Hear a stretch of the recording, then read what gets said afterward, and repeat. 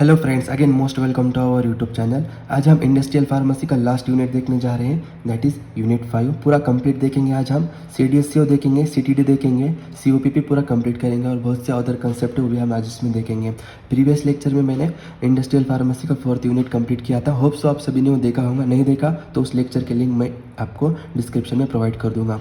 Basically Indian market में जितने भी न्यू ड्रग मॉलिक्यूल्स आते हैं वो सब इंडियन रेगुलेटरी अथॉरिटीज़ के पास से अप्रूव होकर आते हैं। मीन्स जब भी आप न्यू ड्रग डिस्कवरी डेवलपमेंट करते हो, न्यू मॉलिक्यूल को डिस्कवर करते हो, फिर आप उसको क्या करोगे, वैलिडेट करोगे न्यू मॉलिक्यूल को।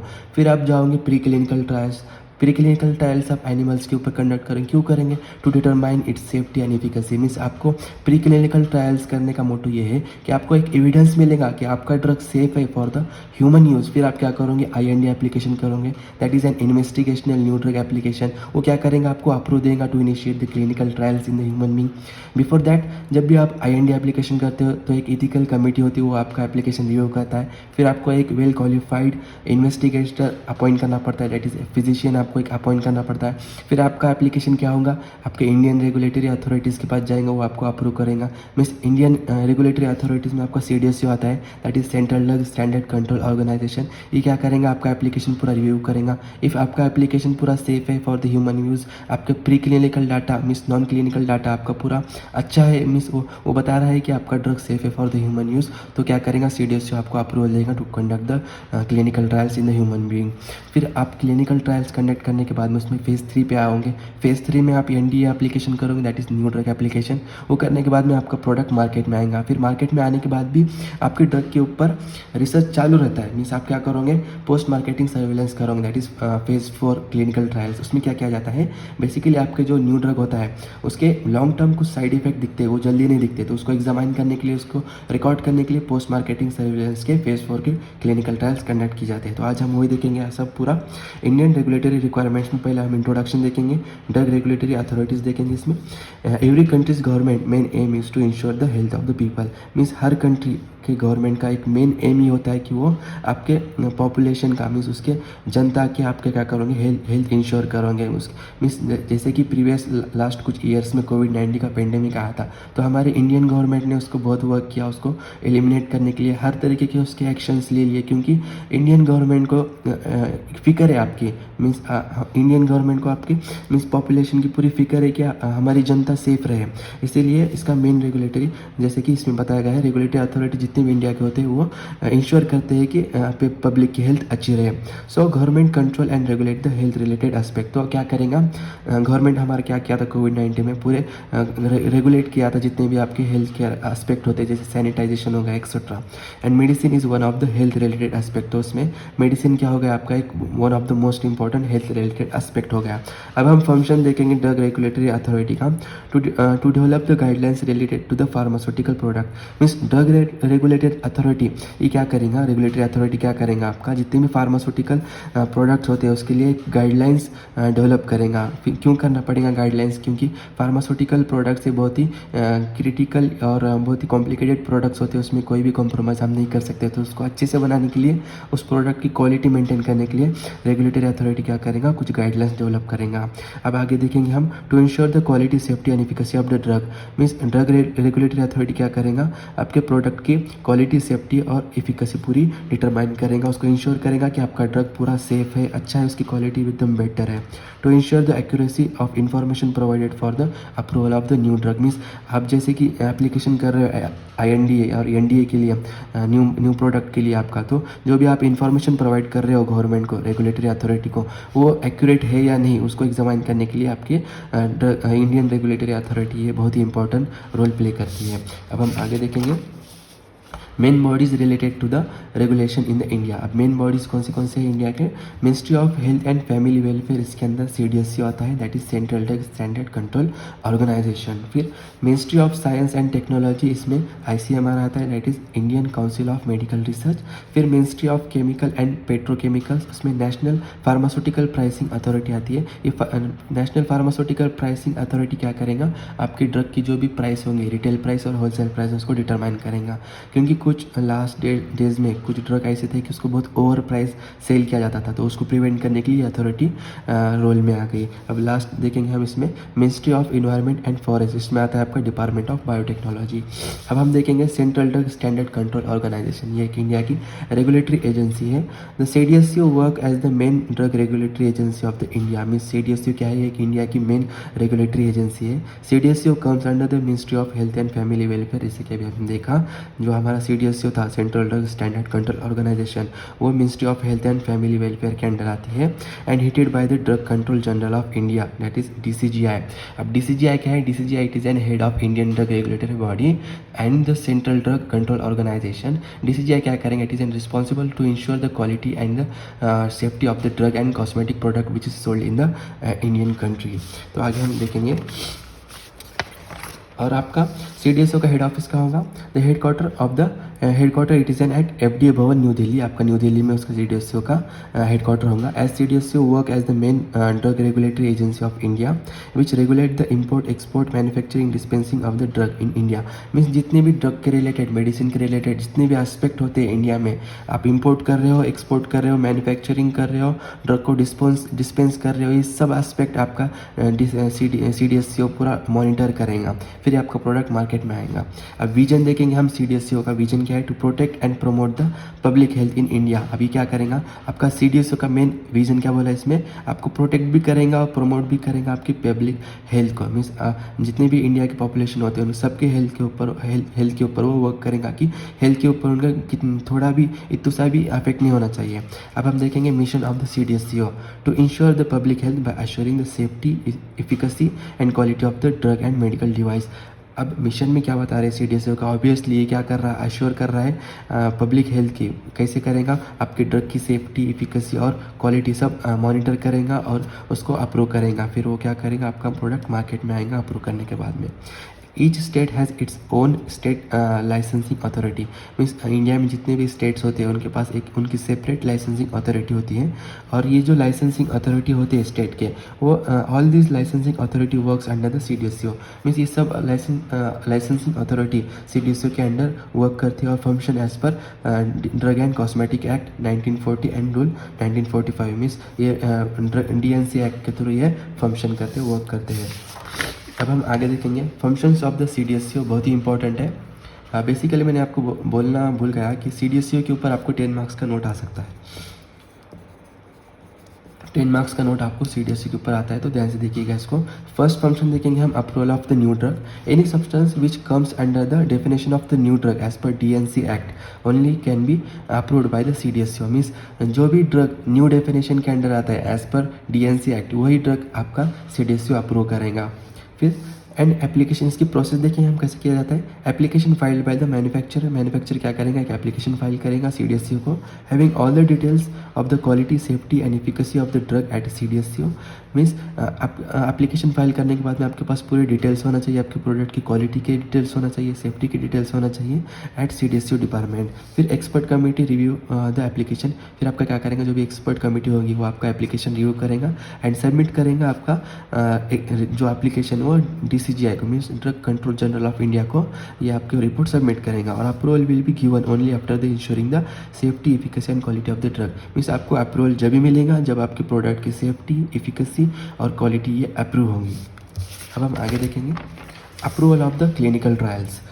A clinical trial is a research study assigned on the humans to health-related investigations and evaluation effect on the health outcomes। Means clinical trials जैसे मैंने अभी डिफाइन किया था, क्लिनिकल ट्रायल्स बेसिकली क्यों conduct किए जाते हैं, जब भी हम न्यू ड्रग मॉलिक्यूल को डेवलप करते हैं तो उसकी सेफ्टी और एफिकेसी डिटरमाइन करने के लिए हम क्लिनिकल ट्रायल्स करते हैं। क्योंकि जो भी हम न्यू ड्रग मॉलिक्यूल डेवलप करें उसको डायरेक्टली हम मार्केट में नहीं ला सकते, तो डायरेक्टली हम मार्केट के अंदर लाने से उसके साइड इफेक्ट दिख सकते हैं, पॉपुलेशन की डेथ हो सकती है, तो वो सब प्रिवेंट करने के लिए हम क्लिनिकल ट्रायल्स कंडक्ट करते हैं। और क्लिनिकल ट्रायल्स का अप्रूवल कौन देगा, CDSCO देगा।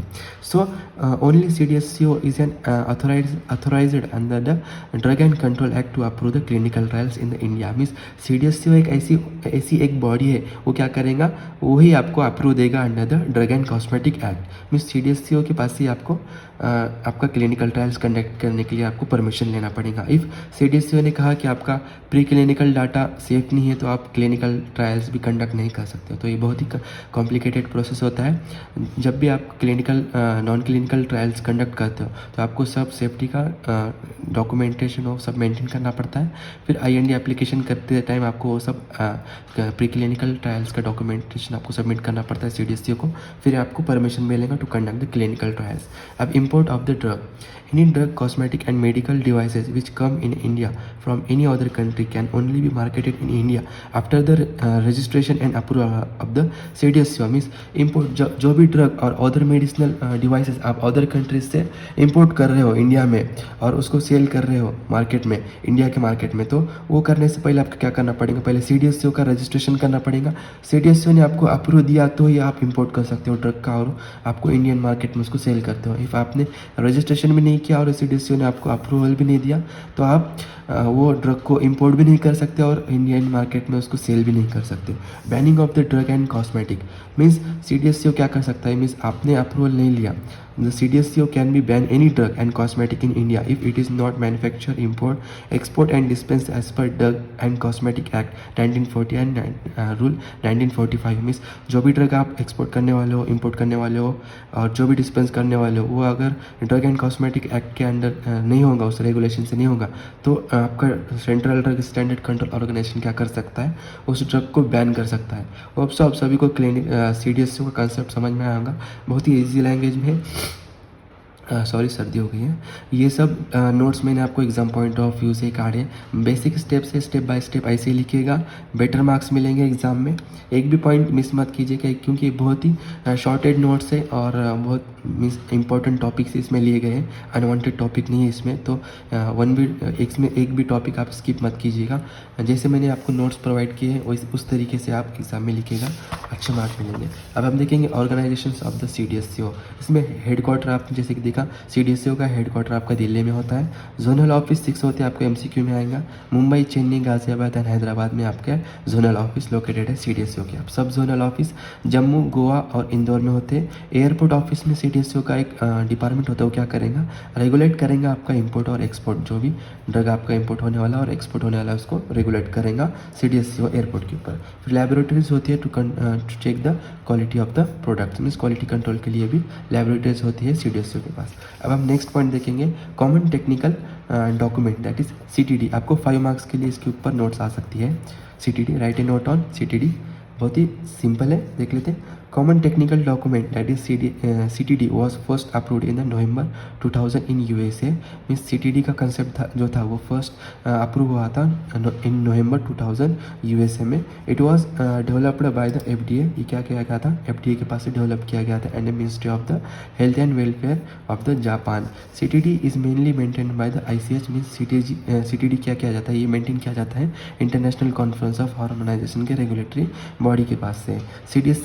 CTD is an single document containing every detail related to the quality, safety, efficacy of the drug। में CTD क्या, ये एक सिंगल डॉक्यूमेंट है, उसमें आपके प्रोडक्ट का पूरा क्वालिटी, सेफ्टी और एफिकेसी का पूरा डाटा होगा। अब हम आगे देखेंगे। There are 5 modules in the CTD। आपको मॉड्यूल्स एग्जाम में पूछ सकते हैं। व्हाट इज़ द मॉड्यूल 1, तो मॉड्यूल 1 में आपका एडमिनिस्ट्रेटिव और प्रिस्क्राइबिंग इन्फॉर्मेशन होती है। मॉड्यूल 2 में ओवरव्यू होता है एंड समरी होता है आपके पूरे मॉड्यूल्स का फ्रॉम 1 to 5। मॉड्यूल 3 में आपका क्वालिटी बताया गया है। मॉड्यूल 4 में सेफ्टी स्टडीज़ होते हैं। मॉड्यूल 5 में आपके एफिकेसी स्टडीज़ होते हैं। अब हम देखेंगे COPP, certification of pharmaceutical products. ये भी बहुत ही इंपॉर्टेंट टॉपिक है, इस पर भी आपको 5 मार्क्स की नोट आ सकती है एग्जाम में, तो एंड तक देखिएगा।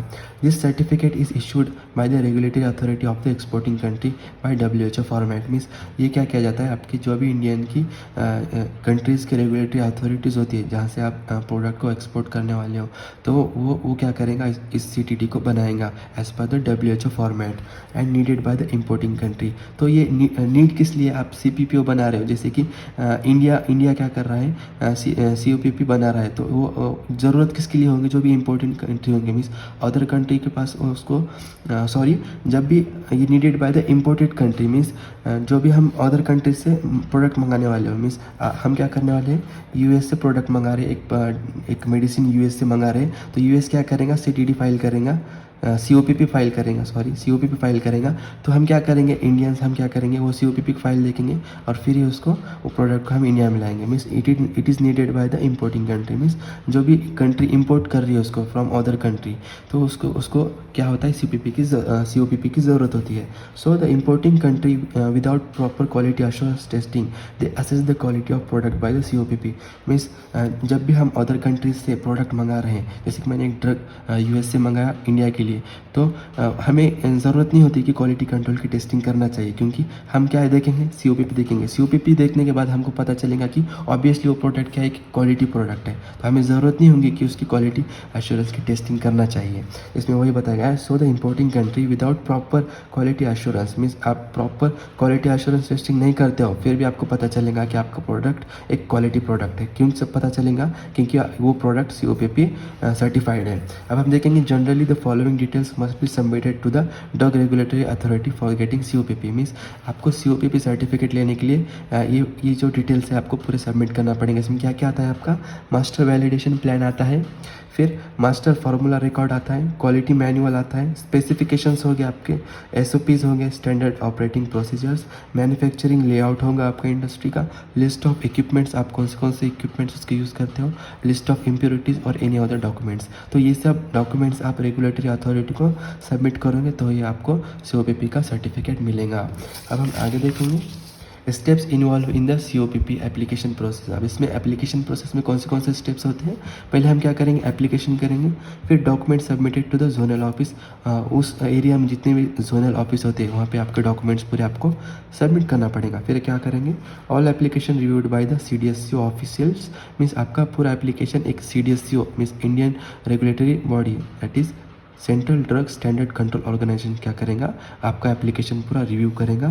फिर आपका एप्लीकेशन इंस्पेक्शन के लिए जाएगा। इंस्पेक्शन होने के बाद आपका inspection will be carried out by CDSCO, means inspection कौन कैरिड आउट करेगा, CDSCO कैरिड आउट करेगा एज पर WHO और GMP, that is good manufacturing practice के अकॉर्डिंग आपका इंस्पेक्शन होगा।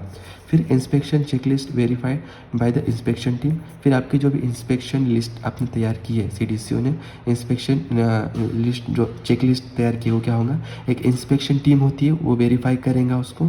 फिर inspection report will be prepared, फिर आपकी फाइनल एक इंस्पेक्शन रिपोर्ट बनाई जाएंगी, वो रिव्यू की जाएंगी और इंस्पेक्शन रिपोर्ट आपकी पूरा देखा जाएगा उसमें। फिर ही COPP will be issued by the respective zonal and sub zonal office on behalf of CDSCO। फिर ही आपका जो COPP का सर्टिफिकेट होगा वो इशू किया जाएगा ऑन बिहाफ ऑफ CDSCO।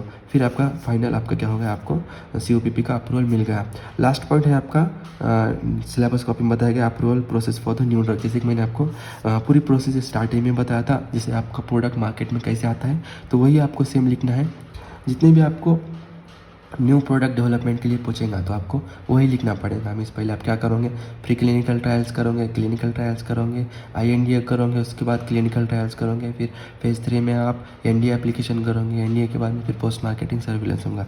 वही आपका approval for the new drug process में आएगा। और जो CDSCO अप्रूव कर रहा है, मीन्स CDSCO के पास से ही आपका क्या होने वाला है, प्रोडक्ट मार्केट में आने वाला है, तो फिर ही आपका प्रोडक्ट अप्रूव होगा। इसमें approval product for the new drug में आपको सब वही लिखना है। होप्स आप सभी को ये सब समझ में आया होगा। ये नोट्स मैं आपको टेलीग्राम अकाउंट पे अपलोड कर दूंगा। आपसे रिक्वेस्ट है आपको, आप हमारा टेलीग्राम अकाउंट भी ज्वाइन करके रख लीजिए, वहाँ पे इंपॉर्टेंट अपडेट्स भी आते रहेंगे और आप हमारे चैनल से कनेक्टेड भी रहेंगे। तो मैं आपको टेलीग्राम की लिंक डिस्क्रिप्शन में दे दूँगा और प्रीवियस जितने भी इंडस्ट्रियल फार्मेसी के लेक्चर्स मैंने कंडक्ट किए थे वो सब मैं डिस्क्रिप्शन में दूँगा। आपने नहीं देखा तो उसको 1 बाय 1 देखिएगा। बहुत ही अच्छी नोट्स है, आपको एग्ज़ाम के लिए हेल्प होगी। और आपसे एक रिक्वेस्ट है कि प्लीज़ मुझे सपोर्ट कीजिएगा, क्योंकि ये नोट्स वो सब आपके लिए ही प्रिपेयर कर रहा हूँ। अभी तक आपने हमारे चैनल को सब्सक्राइब नहीं किया तो जल्दी से जल्द सब्सक्राइब भी कर लीजिए, लाइक भी कर लीजिए और शेयर भी कर लीजिए। आपके जितने भी कमेंट्स होंगे, क्वेरीज होगी, आप कमेंट बॉक्स में मेंशन कर सकते हो। मीन्स आपको कुछ टॉपिक मिसिंग होगा इंडस्ट्रियल फार्मेसी में, वो मुझे कहिए कमेंट बॉक्स में, तो मैं वो भी पॉइंट आपको कवर करके दे दूँगा। Don't worry for the syllabus.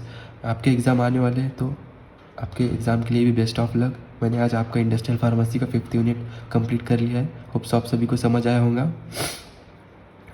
और आपसे रिक्वेस्ट है कि आप आपके फ्रेंड्स को भी बोलिए कि चैनल पे आपको नोट्स मिल सकते हैं, तो इस चैनल को जितना हो सके आप आपके फ्रेंड्स को भी शेयर करिएगा। So lastly thank you for watching our video and don't forget to subscribe my YouTube channel. And lastly इस वीडियो का हम लाइक में रखते हैं 50 लाइक्स। प्लीज़ आप लोगों के लिए बहुत मामूली चीज़ है 50 लाइक्स बनाना, तो प्लीज़ इस एम को कंप्लीट कीजिएगा। Thank you.